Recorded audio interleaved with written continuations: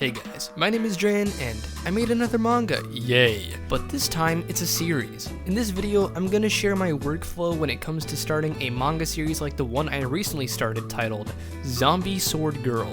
Which, that's in the description actually. You can read that right now. The first chapter, yeah, you can read that right now, thanks. In this video, I'm gonna go over each month that I spent working on this manga, you know, to get the ball rolling. This video is also a part 2 to the last one I made where I shared my process for making a one-shot. Before we start, let me preface, I'm not a manga teacher. I'm actually not a teacher at all, thank God.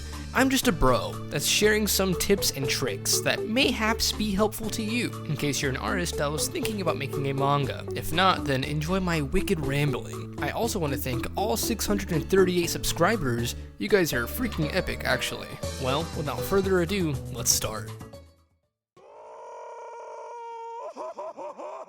So right after working on Penumbra for 6 months, I was actually not burnt out, surprisingly. Rather, I was very motivated to work on a new project with a funny story idea I had brewing at the back of my Chrome dome. But before I developed it, I had to ask myself, is this a one-shot or is this a series? And if you don't already know what a one-shot is, it's basically a completed story much like a movie. Very good for submitting to manga contests. Just like the last one-shot I made, I submitted it to the Manga Creators Plus contest because it was a full story, it was done, I didn't need to add anything to it, and that got 22nd place, which is way higher than I thought it would get. It definitely did help that it was a full completed story. So the question was, should I make a one-shot or a series with this idea?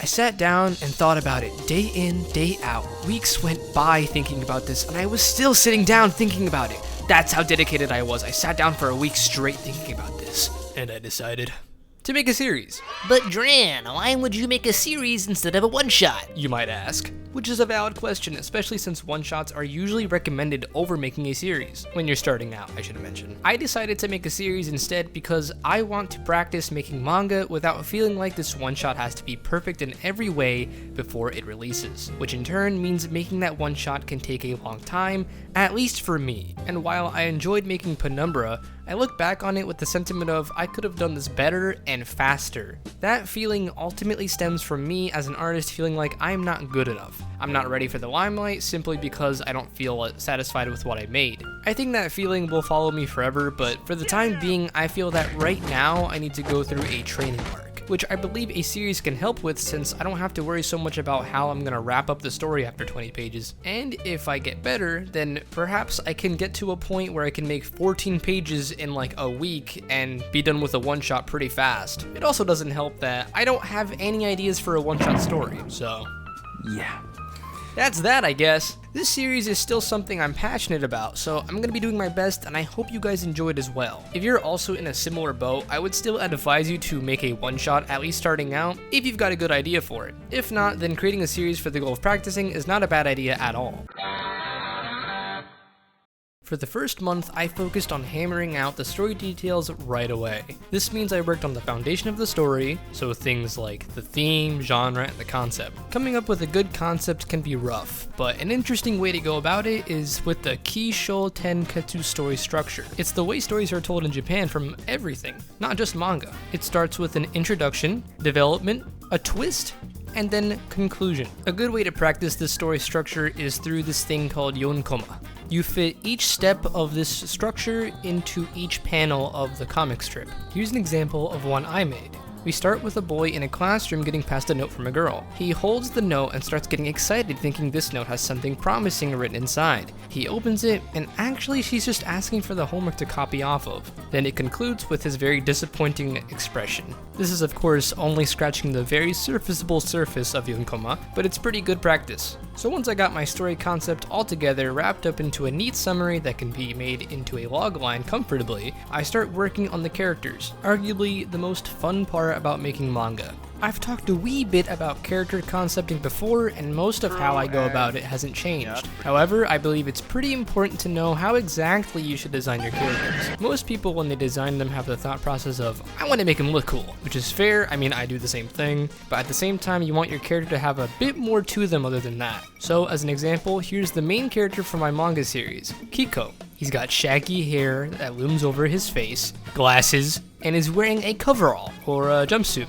I don't really know what they call these officially, but Basically, the idea I wanted to tell with this design is that he's not confident. He's an introvert that likes to stay in his comfortable bubble. You can tell this from what he's wearing and how it envelops him entirely with no room for expression, just hiding him. His overgrown hair and glasses that is like a wall put over his face represents a view that is disconnected from the rest of the world, almost like someone that's hiding from the sun under a tree, very adverse to the shocking change that could make a difference in their world. It's the type of look that's desperate for change, as it's almost trying to look like a background character. And later on, of course, it changed, and the change is pretty visible. Basically, the main point is to have a reason for why your character looks the way they do. That's my biggest advice for creating characters. Finally, I've created the perfect original character.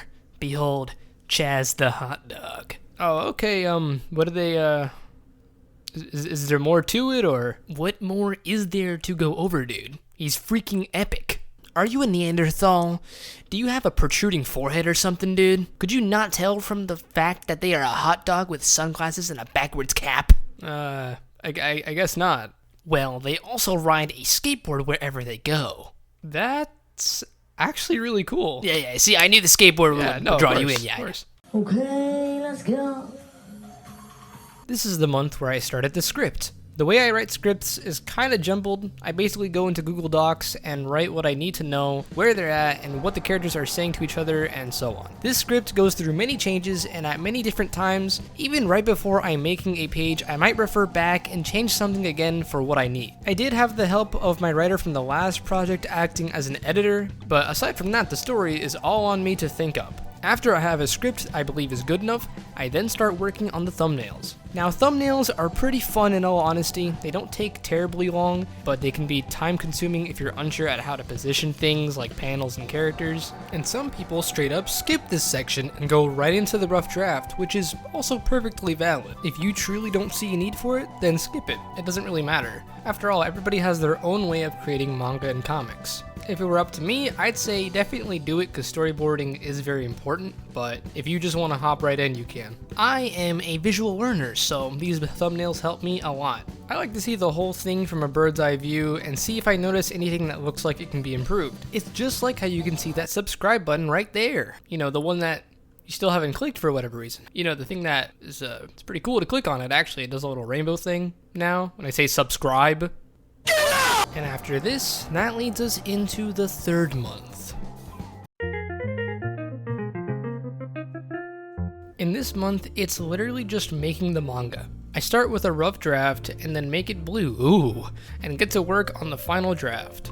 This is by far what takes the longest time, as making a full page has me feeling like this. It could be a lot of work and burn you out quite easily. I know I felt that before when I tried doing 3 pages in one day. If you've ever felt like you were slow at drawing, then making manga will actually make you feel like a snail, except like a really cool snail actually, with like a hat and glasses and a skateboard. Throughout this, I'll go into the script, into the thumbnails, check the summary again, basically going through everything I've made to make sure that this chapter is staying on track for the theme. In each chapter, I like there to be a goal in mind of what to establish, and the first chapter is the most important because it's what sets everything up.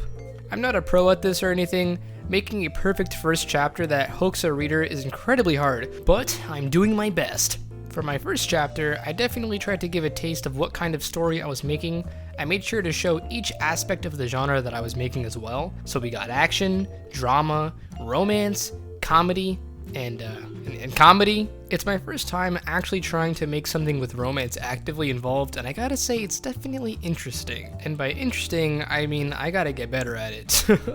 In the first chapter, for a series specifically, it's important to establish what the goals are for the characters involved. It's easier because you don't necessarily have to rush towards the solution to their goal after like 20 pages. You can give a good and interesting goal without having to rush it. And after working through some more pages, I finally did it. The first chapter, as well as the story, is made. All that's left is to simply keep creating scripts for each chapter and keep the ball rolling. The first chapter is always the hardest because of how much you have to fit in it, while also getting people interested enough to want to see a second chapter. This series was started as something to help me practice my art and storytelling, so I'm having a lot of fun with it. I'm probably still going to consider making one-shots, but definitely limiting those to 20 pages. Well, that's what happened in the last 3 months. If you liked what you saw, then please subscribe. Your internet points are appreciated here, my friend. Today's video is also sponsored by me, again. The manga I was referring to this whole video is called Zombie Sword Girl. It's a story that follows Kiko, a labeled forever virgin, yeah, forever virgin, is killed and resurrected as a zombie by a mysterious but more importantly a beautiful sword-wielding girl, and together they must uncover the truth behind the resurrection and what it means to be human. The link is in the description if you want to read the first chapter. I hope you'll check out the first chapter and let me know what you think. I'm excited to work on more chapters of this because honestly I had a great time working on the first one. Thanks for watching, bye bye, thank you, see ya, bye bye, thank you, see ya.